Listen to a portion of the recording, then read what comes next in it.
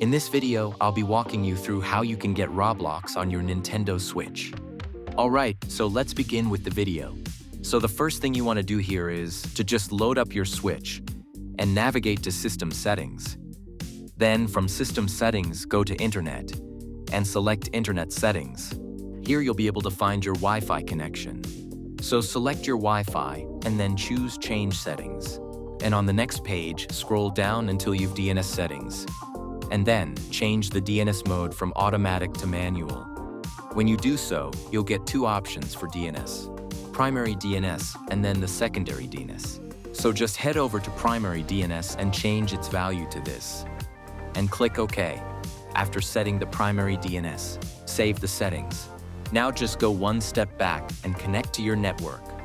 And it'll then say registration is required to use this network. So simply click Next. Then select Continue to Google.